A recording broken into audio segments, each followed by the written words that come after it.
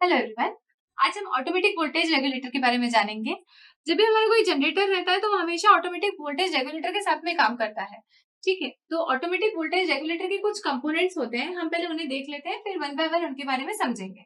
तो ये यहाँ डायग्राम आप देख सक रहे हैं, इस फिगर में दिखाया है डिफरेंट कंपोनेंट। सबसे पहले एक समर दिखाई दे रहा है, वहां वी रेफरेंस हमने दिया है। आगे क्या है, एरर एम्पलीफायर है, वो जो एरर रहेगी उसको एम्पलीफाई करेगा। नेक्स्ट है आपका SCR power amplifier, then exciter field है, देन मेन एक्साइटर है, देन जनरेटर फील्ड है, जनरेटर है। उसके बाद में लोड कनेक्टेड है और लोड से जो टर्मिनल वोल्टेज है वो पोटेंशियल ट्रांसफार्मर के थ्रू फीडबैक होके वी रेफरेंस से कंपेयर हो रहा है। ठीक, इनको वन बाय वन हम एक एक एलिमेंट को, एक एक कंपोनेंट को समझते हैं कि इनका वर्किंग क्या है। जो मेन एक्साइटर होता है वो क्या करता है, अल्टरनेटर की फील्ड को एक्साइट करता है, जिससे क्या होता है, आउटपुट वोल्टेज रेगुलेट होता है, आउटपुट वोल्टेज कंट्रोल होता है। एक्साइटर फील्ड क्या करती है, ऑटोमेटिकली कंट्रोल करती है एरर के थ्रू। एरर कहाँ है, एरर आती है वी रेफरेंस और पोटेंशियल ट्रांसफार्मर ने जो वीटी टर्मिनल वोल्टेज निकाला है, उन दोनों का डिफरेंस आपका होता है एरर। इसी को हम बोलते हैं एक्चुएटिंग सिग्नल। एक्चुएटिंग सिग्नल और एरर जो रहता है वो दोनों सेम रहता है। तो ये जो एक्चुएटिंग सिग्नल है या जो एरर है ये हमको मिल जाती है और इसको जो है हम एम्पलीफाई करते हैं। फिर ये एरर तो आ चुकी है, नेक्स्ट आपका ब्लॉक क्या है, एम्पलीफायर ब्लॉक है। वो एरर जो रहती है वो एम्पलीफायर होती है और उसके थ्रू उसके बाद वो क्या जाती है, SCR पावर एम्पलीफायर में। पहले एरर एम्पलीफायर हुई, वो एरर एम्पलीफाइड जो है अब वो पावर एम्पलीफायर के थ्रू पास होती है और एम्पलीफाई होती है।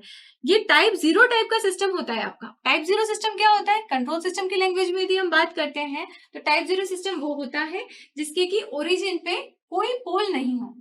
ओरिजिन पे यदि 0 पोल है तो इस टाइप के सिस्टम को हम क्या बोलते हैं, टाइप 0 सिस्टम।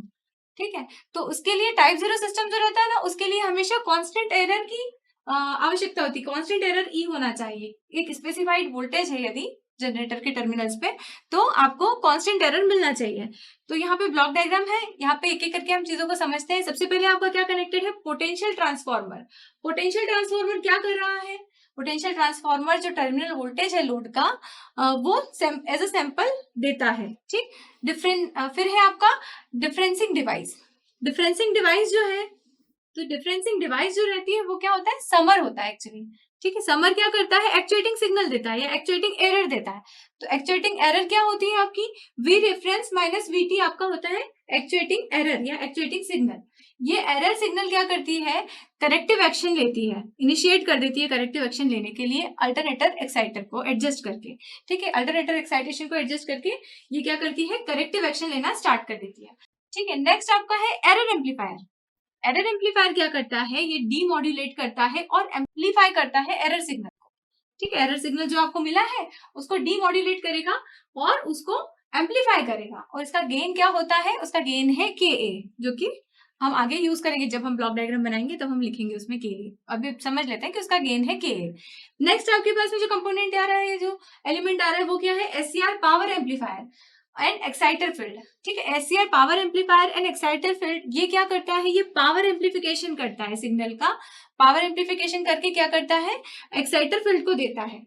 हम ये अज्यूम करते हैं कि एम्पलीफायर का जो टाइम कांस्टेंट है वो बहुत स्मॉल है कि इसको हम निग्लेक्ट कर सकते हैं, निग्लिजिबल है वो, तो हम उसे निग्लेक्ट कर सकते हैं। और इस समय कंसीडर करते हैं सिर्फ एक्साइटर फील्ड का टाइम कांस्टेंट जो है उसको कंसीडरेशन में हम लेते हैं। तो उसका ट्रांसफर फंक्शन हम इस तरह से दिखा सकते हैं कि एम्पलीफायर का गेन, एम्पलीफायर का टाइम कांस्टेंट जो है निग्लिजिबल है और हम अज्यूम कर रहे हैं कि जो एक्साइटर फील्ड है उसका टाइम कांस्टेंट है। तो इसके अकॉर्डिंग जो ट्रांसफर फंक्शन हमारा बनता है वो ऐसा रहता है, transfer function of SCR power amplifier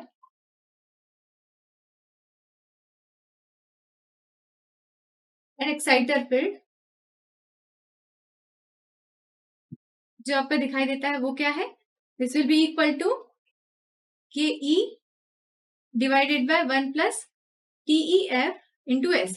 यहाँ KE क्या है, KE है gain of the exciter field और 1 प्लस TEF क्या है, एक्साइटर फील्ड का टाइम कांस्टेंट। तो ये इसका ट्रांसफर फंक्शन होगा इस पर्टिकुलर ब्लॉक का। नेक्स्ट हम आते हैं वापस, नेक्स्ट हमारे सर्किट में क्या दिखाई दे रहा है, हमारे ब्लॉक डायग्राम में क्या दिखाई दे रहा है, अल्टरनेटर दिखाई दे रहा है। ठीक, तो अल्टरनेटर क्या कर रहे हैं, अल्टरनेटर की फील्ड जो है वो किसके द्वारा एक्साइट हो रही है, मेन एक्साइटर वोल्टेज VE के द्वारा एक्साइट हो रही है। ठीक है। और नो लोड के केस में ये वोल्टेज किसके प्रोपोर्शनल प्रोड्यूस करता है, वो प्रोड्यूस करता है फील्ड करंट के प्रोपोर्शनल वोल्टेज प्रोड्यूस करता है। और नो लोड ट्रांसफर फंक्शन क्या होगा, तो अल्टरनेटर का नो लोड ट्रांसफर फंक्शन हम इस तरह से लिख सकते हैं, नो लोड ट्रांसफर फंक्शन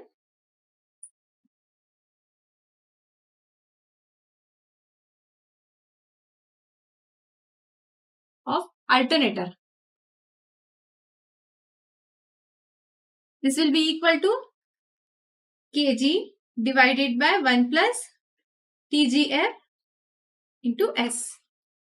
यहाँ kg क्या है, kg जो है वो जनरेटर का गेन है, और TGF क्या है, ये है time constant of generator field, ठीक है, उसका टाइम कांस्टेंट है। ठीक है, नेक्स्ट हम देखते हैं जब लोड जो है, लोड के कारण से क्या होता है, वोल्टेज ड्रॉप होता है। वोल्टेज ड्रॉप होने के कारण से, वोल्टेज ड्रॉप जो रहता है वो ये जो रहता है ये complex function of direct and quadrature axis current रहता है। ठीक है, इसका इफेक्ट जो है हम वो ब्लॉक डायग्राम में दिखा सकते हैं। ठीक है, नेक्स्ट आता है हमारा स्टेबलाइजिंग ट्रांसफॉर्मर। ठीक है, स्टेबलाइजिंग ट्रांसफार्मर के पहले हम एक चीज जानते हैं कि जो एक्साइटर फील्ड का टाइम कांस्टेंट है या फिर जो जनरेटर फील्ड का जो टाइम कांस्टेंट है वो काफी लार्ज होता है। ठीक है, वो टाइम कांस्टेंट क्या रहता है, काफी लार्ज होता है, और वो सिस्टम का डायनेमिक रिस्पॉन्स जो है उसे खराब कर देता है। ठीक है, अब टाइम कांस्टेंट ज्यादा रहेगा तो आपका सिस्टम का डायनेमिक रिस्पॉन्स अच्छा नहीं होगा, वो खराब हो जाएगा। तो ये जो डायनेमिक रिस्पॉन्स अब हमारा बिगड़ जाता है, तो हमें उसे इम्प्रूव करने के लिए हम क्या कर सकते हैं, उसे इम्प्रूव करने के लिए हमें डेरिवेटिव फीडबैक लूप की जरूरत होती है। तो ये डेरिवेटिव फीडबैक लूप जो है हमारे इस सिस्टम में कौन प्रोवाइड करता है, इंटरनल लूप रहता है ये, तो ये कौन प्रोवाइड कर रहा है, यहाँ पे स्टेबलाइजिंग ट्रांसफॉर्मर जो है वो प्रोवाइड कर रहा है। It is excited by exciter output voltage VE, ठीक है, उससे एक्साइट होता है। ठीक, तो यहाँ पर आउटपुट ऑफ स्टेबलाइजिंग ट्रांसफॉर्मर जो रहता है वो नेगेटिवली हम देते हैं इनपुट टर्मिनल के, किसके, SCR एम्पलीफायर के। जो SCR एम्पलीफायर है उस पे जो ट्रांसफॉर्मर से जो टर्मिनल्स निकल के आ रहे हैं वोल्टेज के, वो यहाँ नेगेटिवली फेड किए जाते हैं। इसका ट्रांसफर फंक्शन जो है किस तरह से डिराइव कर सकते हैं हम वो देख लेते हैं। तो इसकी सेकेंडरी क्या रहती है, secondary is connected eight input terminals of N amplifier. ठीक है, it can be assume that zero current draw कर रहा है, ये अज्यूम करते हैं हम कि ये करंट जीरो ड्रॉ कर रहा है। तो VE is equal to RI IST plus LI DIST divided by DT, ये एक इक्वेशन हो गई। नेक्स्ट हमारी क्या हो जाएगी, ड्यू टू म्यूचुअल इंडक्टेंस, तो VST is equal to MDIST by DT।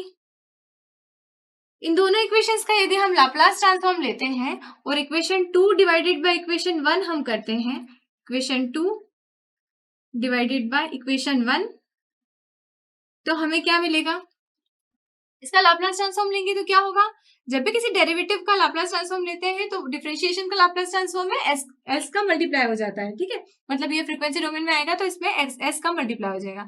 Integration की बात करते हैं तो 1/s का मल्टीप्लाई होता है। ठीक है, तो यह इक्वेशन 2 का लाप्लास ट्रांसफॉर्म लेने के बाद उसे डिवाइड करते हैं हम, तो हमें क्या मिलेगा, हमें मिलेगा VST of S divided by VE of S, this will be equal to S into M R1 plus S into L1। या इसको फर्दर सिंप्लीफाइड मैनर में यदि हमको लिखना है तो हम कैसे लिख सकते हैं, S इंटू M, यहाँ से हमने क्या कर दिया, R1 को कॉमन ले लिया, तो यहाँ पर क्या मिल जाएगा, डिवाइडेड बाय R1, तो ये हो जाएगा 1 प्लस TST S।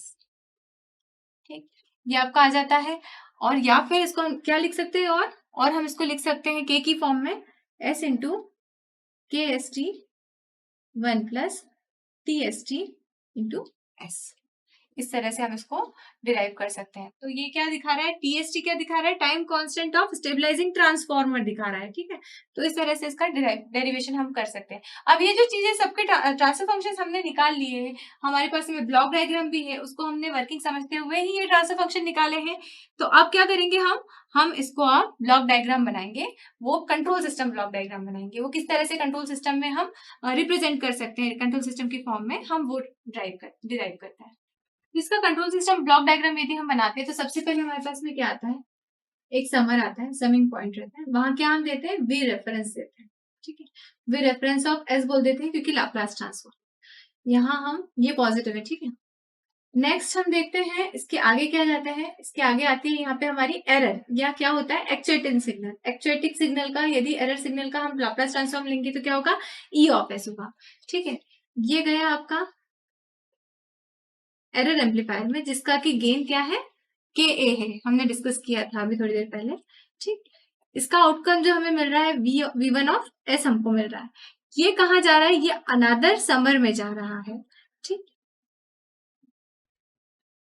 और इसका जो आउटपुट है वो कहाँ जा रहा है आपका, वो जा रहा है आपका पावर एम्पलीफायर में। तो पावर एम्पलीफायर का जो ट्रांसफर फंक्शन है वो हमने क्या डिराइव किया था, वो हमने डिराइव किया था K E divided by 1 plus T E F. हमने ये अज्यूम किया था कि सी आर पावर एम्पलीफायर का जो टाइम कांस्टेंट है वो निग्लिजिबल है, इसलिए हमने एक्साइटर फील्ड का टाइम कांस्टेंट को कंसिडर किया है। ठीक, नेक्स्ट ये जो मिल रहा है हमें, ये कहाँ जा रहा है, ये जा रहा है हमारा जनरेटर फील्ड में। तो यहाँ पर ट्रांसफर फंक्शन क्या हो जाएगा, K G divided by 1 plus T G F S. Gain एक समझ लगा है, वो कहाँ से कनेक्टेड है, एक ने कहा था कि लोड के कारण से एक वोल्टेज ड्रॉप होता है जिसे हम ब्लॉक डायग्राम में कंसिडर कर सकते हैं। तो हम यहाँ पर कंसिडर करेंगे, ये है जीएल, जो किसके कारण से है, लोड के चेंज के कारण से, लोड के चेंज के कारण से यहाँ पर। तो ये नेगेटिव रहेगा ड्यू टू लोड, ये पॉजिटिव है।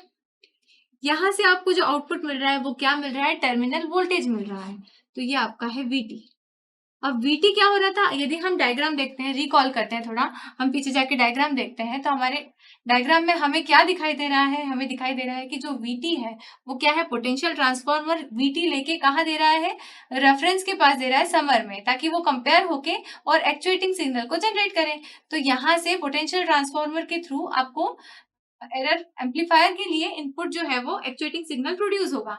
तो इसका फीडबैक अपन कहाँ दे रहे हैं, अब यहाँ हम देख लेते हैं ब्लॉक डायग्राम में कहाँ जाएगा, यहाँ से निकल के ये सीधे जा रहा है आपके फर्स्ट वाले समर में। ठीक, थ्रू पोटेंशियल ट्रांसफॉर्मर जा रहा है ये। ठीक है, तो ये तो यहाँ से आ गया।